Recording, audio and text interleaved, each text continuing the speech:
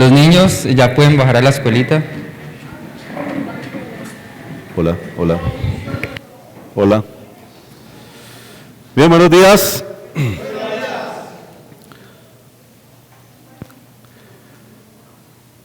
Bueno, gracias al Señor por su santa palabra, que vamos a continuar en esta mañana, algo que habíamos mirado el domingo anterior. ¿Recuerdan? ¿De quién hablamos? Mefiboset, ¿cierto? Entonces un breve resumen. Mefiboset era hijo de Jonatán, ¿recuerda? Jonatán, aquel gran amigo de David. Y se hicieron una promesa, más que una promesa, un pacto, de que David, cuando fuera rey, iba a conservar la vida de aquella descendencia de su gran amigo Jonatán, ¿cierto? Aquella bondad de David con él. Recuerden, él vivía en un lugar, ¿cómo se llamaba?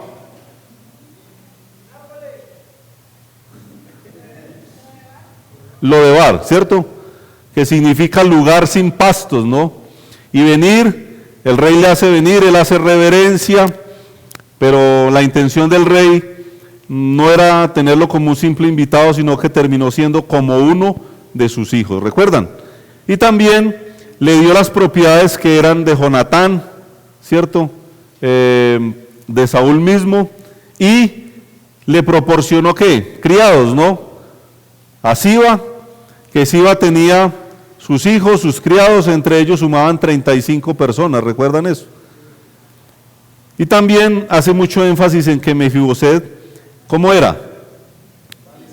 Lisiado de ambos pies, ¿no? Termina ahí el capítulo diciendo, y Mefiboset era lisiado de ambos pies. Pero, bueno, interesante que la bondad de David le trae, comía siempre a su mesa, y ahí nos habla de la bondad de Dios para con nosotros y de la comunión, de la intimidad que podemos llegar a vivir cuando somos hijos de Dios. Eso nos representaba el estudio hace una semana. Y bueno, finalmente seguimos avanzando en la historia y encontramos una historia que ya es muy conocida por nosotros, ¿no? La hemos mirado, yo creo que cualquier cantidad de veces. Absalón, el hijo de David, se subleva contra él. ¿Recuerdan eso? Muy bien. Vamos a 2 de Samuel 15.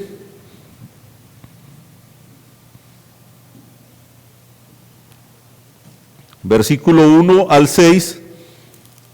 2 Samuel 15. Después de lo que vimos hace una semana, pasó esto. Aconteció después de esto que Absalón se hizo de carros y caballos y 50 hombres que corriesen delante de él. Y se levantaba Absalón de mañana y se ponía a un lado del camino junto a la puerta. Y a cualquiera que tenía pleito y venía al rey a juicio, Absalón le llamaba y le decía, ¿de qué ciudad eres? Y él respondía, tu siervo es de una de las tribus de Israel. Entonces Absalón le decía, mira, tus palabras son buenas y justas, mas no tienes quien te oiga de parte del rey. ¿Cómo lo ven? Y decía Absalón, ¿quién me pusiera por juez en la tierra para que viniesen a mí todos los que tienen pleito o negocio, que yo les haría justicia?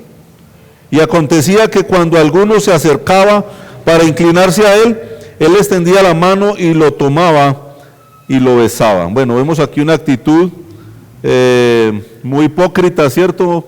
Tratando de ganar el corazón del pueblo, aún por encima de su padre, a quien estaba haciendo poner como un hombre injusto, como que no los escuchaba, ¿cierto? Y dice el versículo 6, de esta manera hacía con todos los israelitas que venían al rey a juicio, y así robaba Absalón el corazón de los de Israel. Lamentable, ¿cierto? Él tenía su malvado plan. El versículo 7 dice que al cabo de 4 años, o sea que eso no fue una cosa que él se levantó hoy y la hizo mañana, no, fue algo que él empezó a maquinar en su corazón, ¿cierto? Y aquí quiero pensar, hermanos, cuántos pensamientos, cuántas ideas negativas llegan a nuestro corazón. La Biblia habla de las raíces de amargura, ¿no? Cosas, ideas que nos llegan y las dejamos ahí prosperar. 4 años maquinando cómo iba a derrocar a su propio padre. Y ahí podemos pensar en lo que puede haber en el corazón de un ser humano. Muy bien. ¿Qué más? Finalmente se llegó el día, versículo 10, dice que entonces envió Absalón mensajeros por todas las tribus de Israel diciendo: cuando oigáis el sonido de la trompeta diréis, Absalón reina en Hebrón. Ahí todo un plan, vamos a ver que tenía personas que le estaban apoyando, versículo 12. Y mientras Absalón ofrecía los sacrificios, llamó a Aitofel Gilonita, consejero de David. Interesante, el consejero de David, su padre, había hecho una alianza ya con él de su ciudad de Gilo, y la conspiración se hizo poderosa y aumentaba el pueblo que seguía a Absalón. Versículo 13, y un mensajero vino a David diciendo: el corazón de todo Israel se va tras Absalón. Entonces David dijo a todos sus siervos que estaban con él en Jerusalén: levantaos y huyamos, porque no podremos escapar delante de Absalón. Daos prisa, a partir no sea que apresurándose él nos alcance y arroje el mal sobre nosotros y hiera la tierra a filo de espada. Versículo 15. Y los siervos del rey dijeron al rey: he aquí, tus siervos están listos a todo lo que nuestro señor el rey decida. El rey entonces salió con toda su familia en pos de él, y dejó el rey 10 mujeres concubinas para que guardasen la casa. Salió pues el rey con todo el pueblo que le seguía, y se detuvieron en un lugar distante. Bueno, ahí encontramos nuevamente este contexto que, como digo, lo hemos visto muchas veces ya. El rey amenazado y perseguido por su propio hijo. No solamente un puesto, no solamente el trono, sino que si ustedes leen la historia completa, la idea era matarle también. Una situación muy compleja, muy difícil para David. Versículo 23. Y todo el país lloró en alta voz. Pasó luego toda la gente el torrente de Cedrón. Asimismo pasó el rey y todo el pueblo pasó al camino que va al desierto. Ahí huyendo, con tristeza, con mucho dolor, con mucha decepción. Un momento realmente difícil, lamentable para David. Versículo 30. Y David subió la cuesta de los olivos. ¿Y cómo la subió? Y la subió llorando. El hermano Quique nos leía un salmo el viernes, un salmo que expresaba algo de su dolor por esta situación, pero también expresaba algo de la confianza que tenía a pesar de todo en su Dios. Subió la cuesta y la subió llorando, llevando la cabeza cubierta y los pies descalzos. Interesante. También todo el pueblo que tenía consigo cubrió toda su cabeza e iban, ¿cómo iban? Llorando mientras subían. ¡Qué dolor! ¡Qué situación tan dura! Y dieron aviso a David diciendo: Aitofel está entre los que conspiraron con Absalón. Entonces dijo David: entorpece ahora, oh Jehová, el consejo de Aitofel. Cuando David llegó a la cumbre del monte para adorar allí a Dios, he aquí Usai y Arquita, que le salió al encuentro, rasgados sus vestidos y tierra sobre su cabeza. Pero quiero pensar, hermanos, en la situación que estaba viviendo, ¿no? descalzo sus pies, con su cabeza cubierta, humillado, pero no tanto humillado por su hijo, aunque sí era así, humillado ante Dios. Y aún, hermanos, pienso en aquel momento y había tiempo para adorar. Hermanos, ¿qué situaciones nos pueden llevar a decir: estoy viviendo una situación tan difícil que no puedo adorar, no puedo orar, no puedo cantar? Pues, hermanos, el versículo 32 nos muestra que había tiempo aún para adorar. Y eso nos enseña algo a nosotros. Cualquier momento es propicio para adorar, para glorificar al Dios que nos ha creado, como el hermano Daniel nos decía ahora, pero no solamente se quedó creándonos, sino que también nos salvó. Y esta mañana veíamos el precio de nuestra salvación, precio de sangre inocente del Señor Jesucristo. Cualquier momento es propicio para adorar a nuestro Señor, a nuestro Salvador.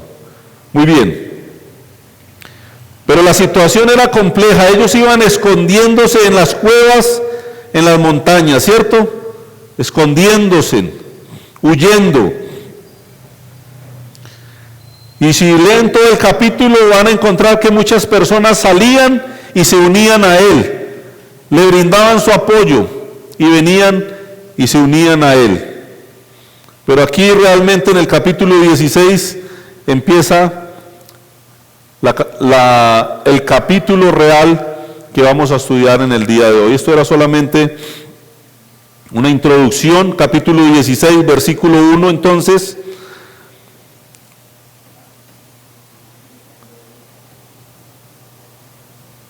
Dice: cuando David pasó un poco más allá de la cumbre del monte, he aquí Siba. ¿Quién era Siba? El criado de Mefiboset.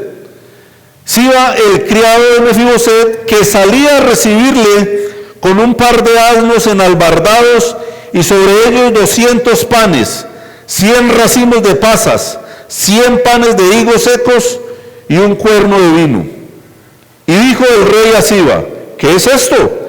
Y Siba le respondió: los asnos son para que monte la familia del rey, los panes y las pasas para que coman los criados, y el vino para que beban los que se cansen en el desierto. Qué bien, ¿cierto? Ahí viene este hombre y David, que está pasando momentos como duros, difíciles. Seguramente las personas, gracias, seguramente las personas que le seguían también estaban viviendo momentos difíciles. Y este hombre se aparece con todos estos presentes para ayudar al rey y a las personas que le seguían. ¿Sí?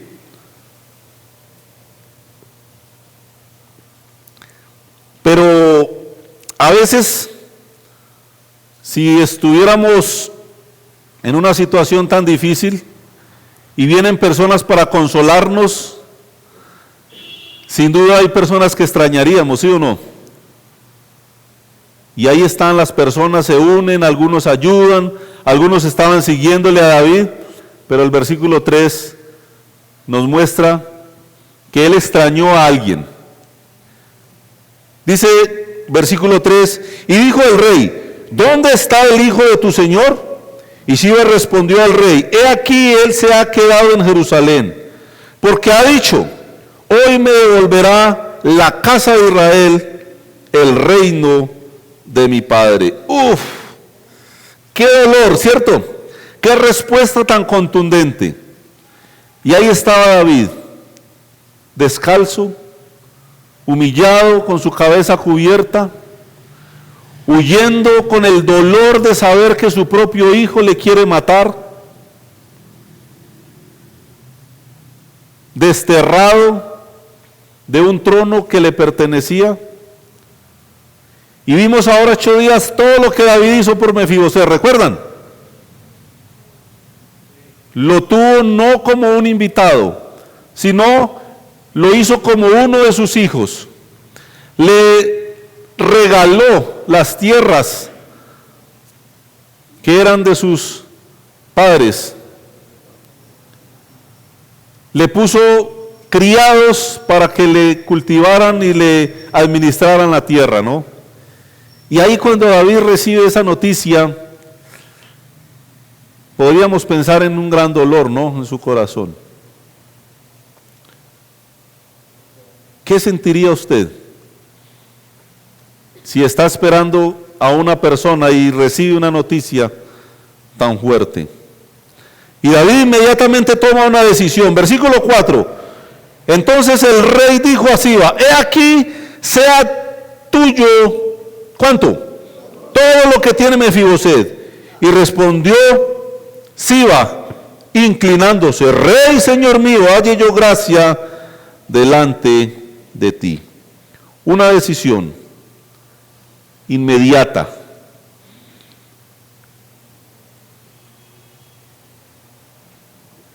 ¿Se están imaginando toda la escena, hermanos? Estamos imaginándonos el momento, los caminos difíciles, las montañas, los montes, los bosques, la prisa.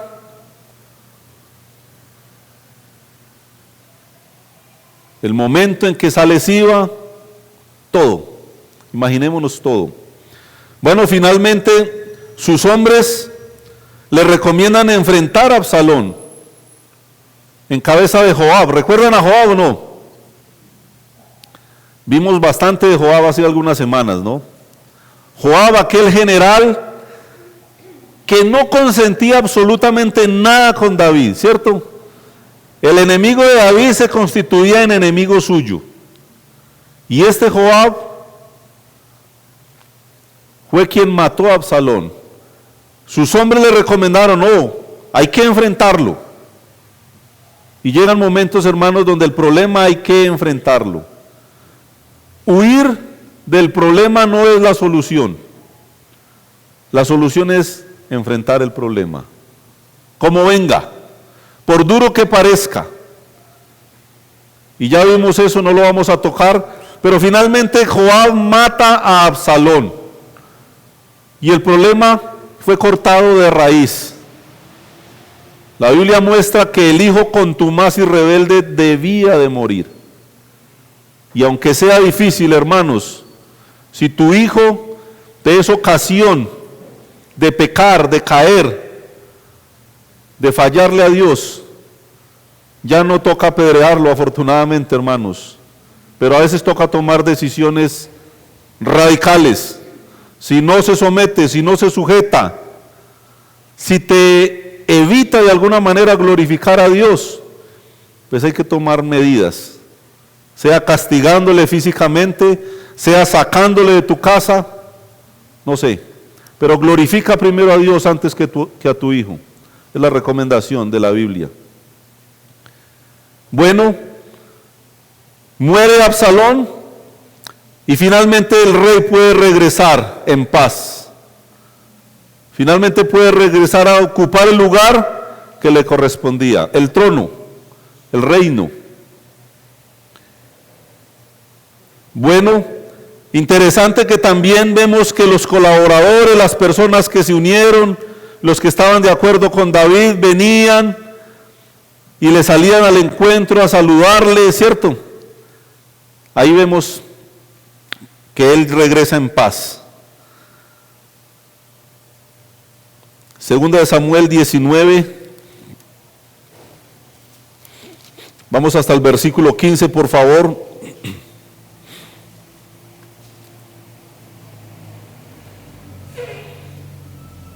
Y leamos 3 versículos.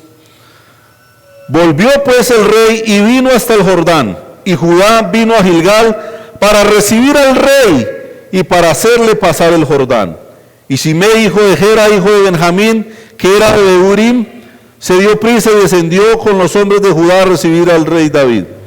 Con él venían, ¿cuántos? 1000 hombres de Benjamín. Asimismo, ¿quién? Siba, criado de la casa de Saúl. ¿Con quiénes? Con sus 15 hijos y sus 20 siervos, los cuales pasaron el Jordán delante del rey. Bueno, ahí todos iban llegando, ¿cierto? Siba con sus hijos y sus siervos, aquellos 35 que estaban puestos para servir a Mefiboset inicialmente. Ya David había tomado la decisión de quitarle las tierras a Mefiboset y se las había dado ¿a quién? A Siba. Muy bien. Atención a lo que vamos a leer. Atención a lo que vamos a leer. Versículo 24. Recuerden que las personas venían a recibirle, ya salió Siba, Simei, ¿cierto? Salieron a recibir al rey porque había regresado otra vez en paz. Versículo 24. También ¿quién? Mefiboset, hijo de Saúl, descendió a recibir al rey. ¿Qué dice? No había lavado sus pies, ni había cortado su barba, ni tampoco había lavado sus vestidos desde el día en que el rey salió hasta el día en que volvió en paz. Yo lo que veo aquí es un hombre, Mefiboset, muy afectado, hermanos, muy dolido con la situación que estaba o que había vivido David con su hijo Absalón. Un luto, un dolor, un sacrificio, si se quiere, un ayuno. Y seguramente largas oraciones por el rey.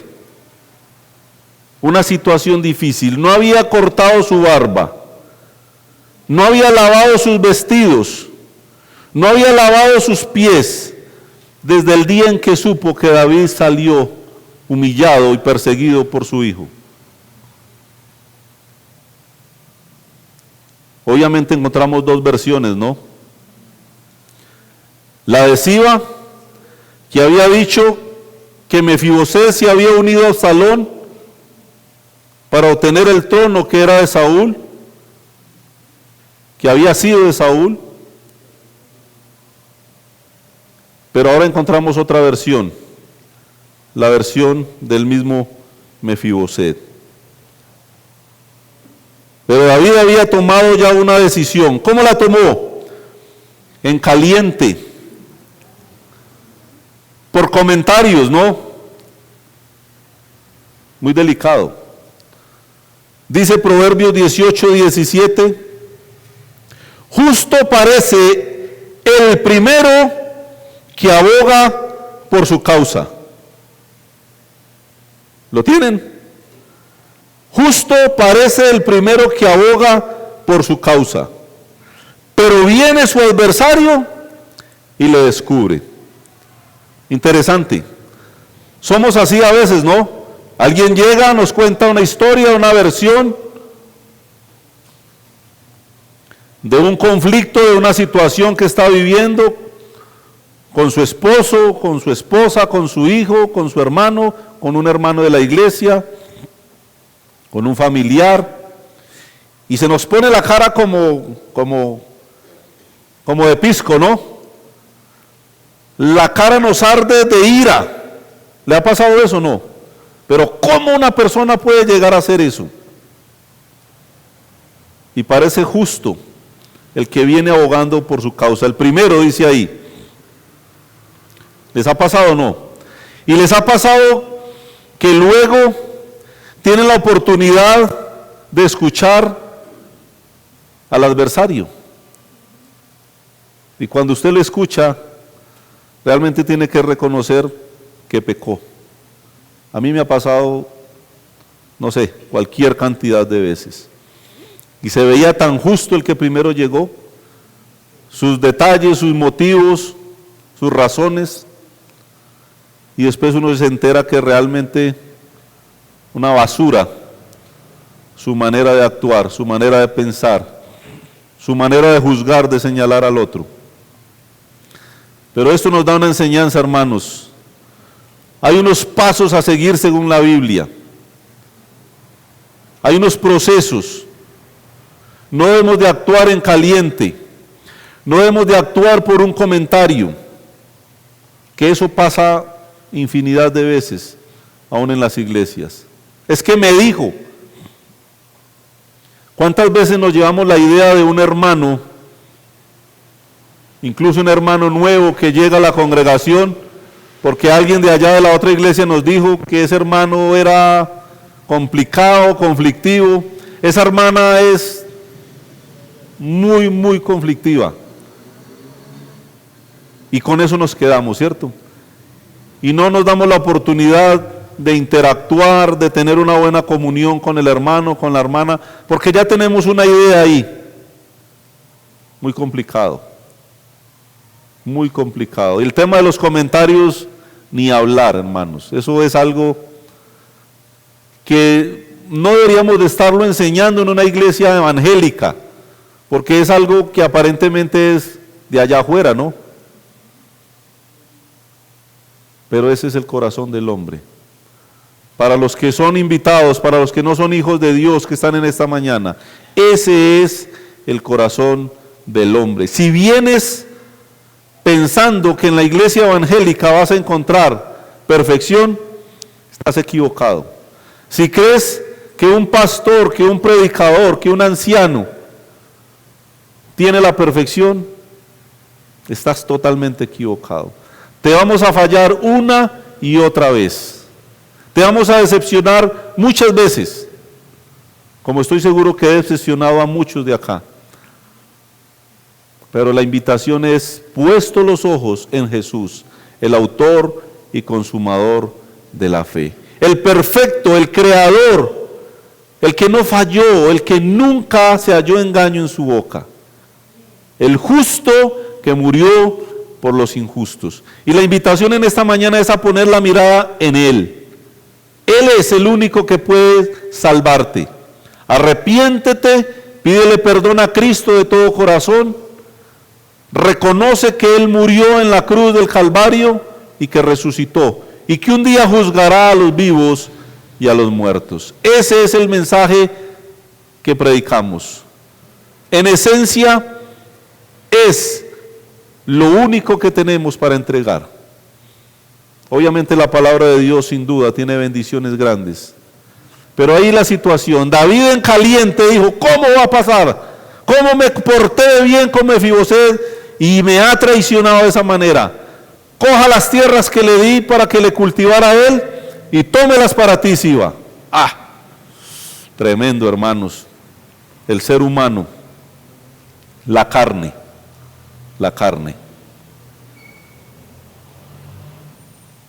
Bueno,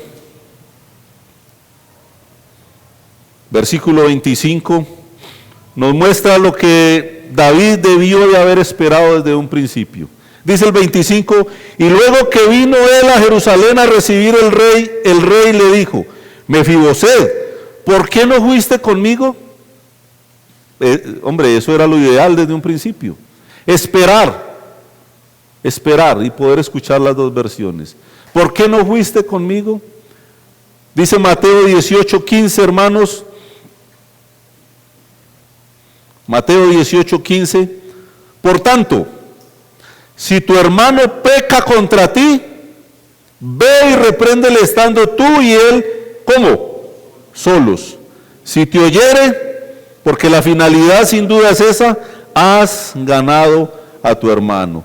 No es ir y buscarle porque es que me tiene que oír, porque me tiene que escuchar y saber cuáles son mis argumentos. No. La Biblia dice, la finalidad es ¿qué? Ganar al hermano, es solucionar el pleito, el malentendido, lo que haya, solucionarlo, no importa quién habló de último. Hermanos, la Biblia nos manda a uno a humillarnos. Dice que el que se humilla será ensalzado. No es que me tiene que oír, no importa. Ganar al hermano. Si vamos a pensar en lo que pasó ayer, antier, que es que me dijo, que escuché, no importa. Borrón y cuenta nueva. Ganar al hermano. Estando tú y él, ¿cómo? Solos. Mas si no te oyere, toma aún contigo a uno o dos, para que en boca de 2 o 3 testigos conste toda palabra. Bueno, y ahí sigue el proceso final, que es ya a nivel congregacional, pero no es lo que estamos enseñando hoy. Pero sí que hay procesos, sí que hay pasos a seguir en una situación. Y llegó el momento y David le dijo, ¿por qué no me acompañaste? Porque los que amaban a David, si ustedes leen la historia, dijeron, vamos contigo, y salían y se unían e iban con él, los que le amaban. Por eso cuando David no le vio a Mefiboset, preguntó por él. Y aquí tuvo la oportunidad de preguntarle. Y en el 26, hermanos, encontramos la versión real, la versión completica. Versículo 26. Bueno, David le pregunta, ¿por qué no fuiste conmigo? Y él respondió, Rey, Señor mío. ¿Qué dijo? Mi siervo me engañó. ¿Quién era? Siba. Pues tu siervo, o sea, Mefiboset había dicho, le dijo a Siba, enalbárdame un asno y montaré en él e iré al rey, porque tu siervo es cojo. Hermano, empezamos a encontrar una serie de cosas en un solo versículo, una versión real, pero el engaño, hermanos, que es terrible, engañar, buscar tener cosas, artimañas para hacer ver a un hermano malo, para hacerlo ver perverso, es algo terrible. Falsedad, artimañas, malicia y aún avaricia en un hombre como Siba. Y recuerdan en el capítulo 16, versículo 1 y 2, cuando David pasó un poco más allá de la cumbre del monte, aquí Siba, el criado de Mefiboset, que salía a recibirle con un par de asnos enalbardados, los asnos que tal vez había mandado a preparar Mefiboset. ¿Sí o no? Y sobre ellos 200 panes, 100 racimos de pasas, 100 panes de higos secos y un cuerno de vino. Y dijo el rey a Siba, ¿qué es esto? Y Siba respondió, los asnos son para que monte la familia del rey, los panes y las pasas para que coman los criados, y el vino para que beban los que se cansen en el desierto. ¿Por qué leo esto, hermanos? Porque no siempre las cosas son como parecen ser.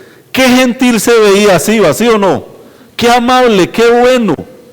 ¿Cómo quería ayudar al rey? Hermanos, mucho cuidado con la lambonería. En lo personal, le tengo pavor a la lambonería. La persona que adula, normalmente tiene algo malo escondido en su corazón. Normalmente. A ver, es muy diferente la amabilidad de corazón. La Biblia dice, tu gentileza sea conocida, ¿de cuántos? De todos los hombres. La gentileza, hermanos, sí que es de Dios, la bondad, la amabilidad, pero hay algo más allá que en lo personal le tengo pavor. Hay algo más allá que a veces no se necesita, que a veces sobra y que a veces va cargado de maldad. La adulación, la lambonería, como Siba aquí. Y parecía muy bueno, muy bondadoso. Parecía de un buen servicio para el rey y los que iban cansados. Hermanos, la apariencia. El hermano que tiene cara de gruñón, la hermana que no saluda tal vez, date la oportunidad de ir y saludarle. Date la oportunidad de invitarle a un almuerzo, a un café. ¿Cuántas veces nos ha pasado? Personas que tienen la apariencia de algo horrible y son personas deliciosas para tratar con ellas.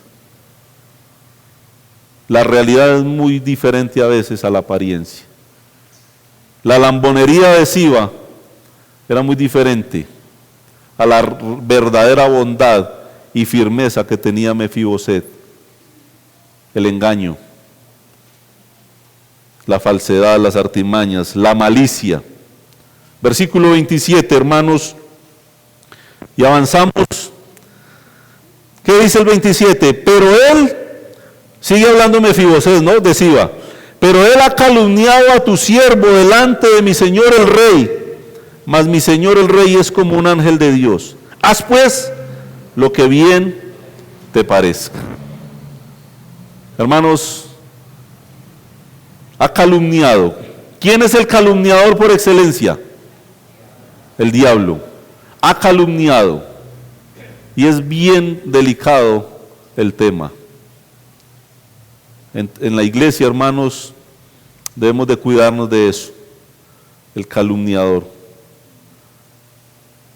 ¿Cómo veía Mefiboset a David? ¿Cómo? Como un ángel. La verdad no era que lo quería derrocar. Él veía a David, su nobleza, su forma de ser, de actuar. Dice, no, miren, nada de eso. Como un ángel lo veía yo. Tremendo, hermanos. Qué diferente la realidad a la versión de Siba. Pero especialmente el versículo 27 me pone, hermanos, de una manera increíble. Pues lo que bien, haz pues lo que bien te parezca. No me importa. Haga lo que quiera. Y veo aquí, hermanos, sujeción, respeto. Recuerdan que él reverenció al rey cuando se presentó ante él, se postró ahí, reconociendo la dignidad del rey y reconociendo su propia incapacidad. Qué necesario es, a pesar de todo, hermanos, a pesar de todo, Mefiboset pudo haberse enojado también con el rey, si lo miramos desde un punto de vista. Y me viene a la mente, hermanos, no lo tenía preparado, cuando Ana, aquella mujer atribulada, humillada por su rival, no podía tener hijos, subían a orar y su rival ¿cómo dice? No, la irritaba constantemente. Y ella con amargura de corazón oraba a Dios. Y venía y se presentaba y oraba de una manera, solamente se le veían mover los labios. Y aquel sacerdote anciano, Elí, viene y la reprende. Hermanos, ténganos un poco de paciencia, porque muchas veces somos así, rápidos para juzgar. Y viene y le dice, digiere tu vino. La tuvo por borracha, la tuvo por ebria. Tremendo, hermanos.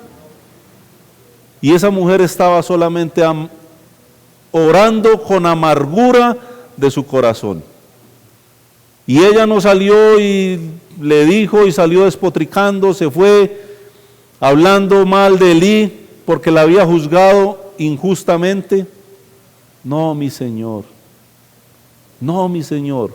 No tengas a tu sierva por una mujer ebria. Y le explicó con humildad. Hermanos, a veces nosotros mismos recibimos lecciones de muchos hermanos, porque somos injustos, porque somos rápidos para juzgar. Pero esta mujer fue muy noble, muy humilde, y veo lo mismo en Mefiboset. Haz lo que bien te parezca. Y el versículo 28 nos muestra, porque toda la casa de mi padre era digna de muerte delante de mi señor el rey, y tú pusiste a tu siervo entre los convidados de tu mesa. ¿Qué más quiero? ¿Qué más voy a pedir? ¿Qué más necesito? ¿Qué derecho pues tengo aún para clamar más al rey? ¿Qué más? Hermanos, a veces se nos olvida que lo que el Señor nos ha dado es más que suficiente. Pero queremos más cosas, queremos posesiones, queremos propiedades, queremos títulos, queremos reconocimiento.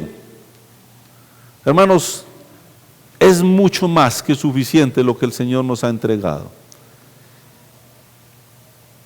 Estaba contento con lo que había recibido. ¿Qué sentiría David ahí? Creo que vergüenza. Creo que una lección le dio. Un siervo aparentemente insignificante le estaba dando una lección al rey. Versículo 29, hermanos, que me habla de cuán perversos, de cuán torpes podemos llegar a ser los seres humanos, los que estamos en un liderazgo, hermanos. Oren por nosotros. Somos tan débiles, hermanos, tan limitados, ¿cierto? Tan pobres a veces, tan torpes para decidir.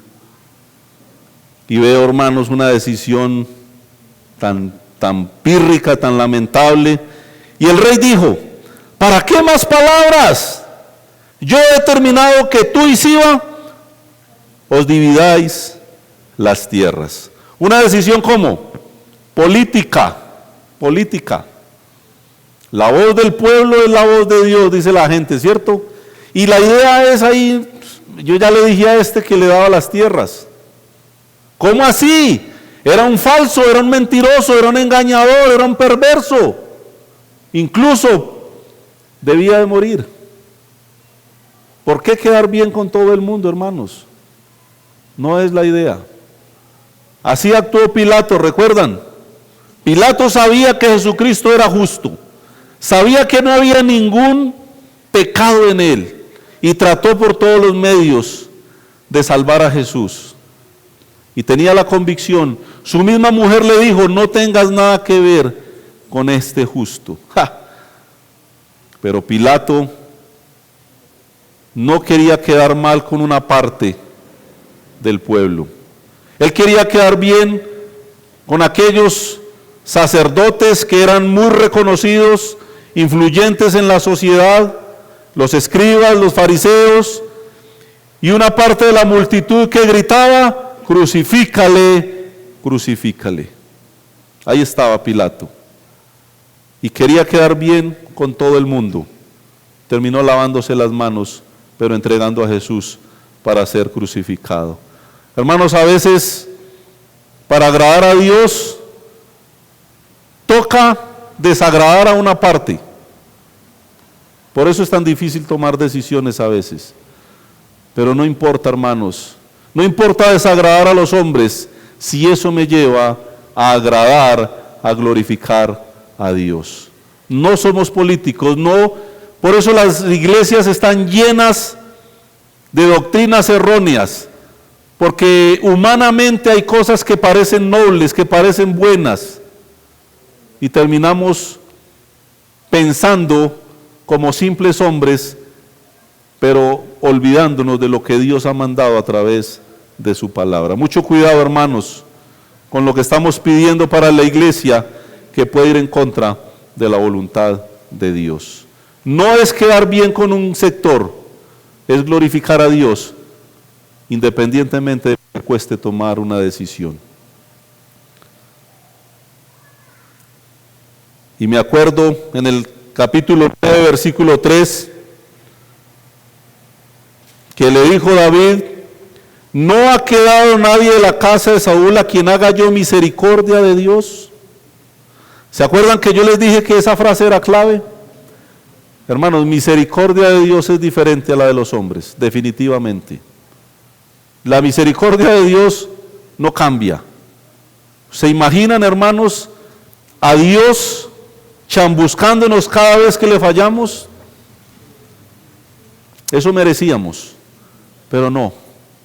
Su gracia es tan enorme que a pesar de los sucios, de los pensamientos que nos vienen a la mente constantemente, a la mía, no sé la de ustedes, lo cochinos que somos, hermanos, para pensar de un hermano, de una hermana, a pesar de eso, el cielo está ya reservado para nosotros. Gracia sin fin, como cantamos, inmensísima. Misericordia no cambia, porque el Dios que tenemos es inmutable. Ese es el Dios en el que hemos creído. Gloria a Dios porque Él es así y no como nosotros. Misericordia de Dios. Versículo 30, para terminar. Mefiboset aún le da una lección más al rey. ¿Qué le dice? Y Mefiboset dijo al rey, deja que él las tome, ¿cuántas? Todas. Pues que mi señor el rey ha vuelto en paz a su casa. ¿Qué más? ¿Qué más? ¿Qué otra lección tan grande le dio un hombre simple, lisiado de los pies, por allá, desterrado, en un lugar sin pastos, nunca vino a exigir nada? Cuando el rey le hizo venir, se sintió miserable. ¿Quién es tu siervo para que mires a un perro muerto como yo? Se postró, hizo reverencia. ¿Cuánto nos falta humillarnos, hermanos? ¿Cuánto nos falta doblar la cerviz? Porque somos duros de cerviz. ¿Cuántas veces pedimos perdón a los hermanos, al Señor? ¿Qué hay en las oraciones? Solo peticiones, ¿sí o no? Señor, necesito esto, necesito aquello. Perdón. ¿Cuántas veces nombramos el perdón en una semana en las oraciones? Duros de cerviz, hermanos. Así somos. Deja que Él las tome todas. Amor verdadero, hermanos. Amor verdadero. El amor verdadero es muy diferente a la conveniencia. Olvídense. El amor es sufrido, es benigno, no tiene envidia. Es una cosa diferente a lo que pensamos nosotros. No es jactancioso, no busca lo suyo propio, no guarda rencor. Y ante todo, nunca deja de ser. No es como la gente cree que el amor se acabó. El amor es una decisión, no un sentimiento. No se acaba, se cultiva, permanece, se guarda. Nunca deja de ser. Amor verdadero. Y ahí está. Deja que Él las tome todas, eso no es lo que busco. Cuando trajeron a aquellas mujeres ante el rey Salomón, las dos decían que ese hijo era suyo. Tráigalo para acá, dijo el rey, pásame una espada, démosle la mitad a una y la mitad a la otra. No, rey. La primera decía, sí, córtenlo.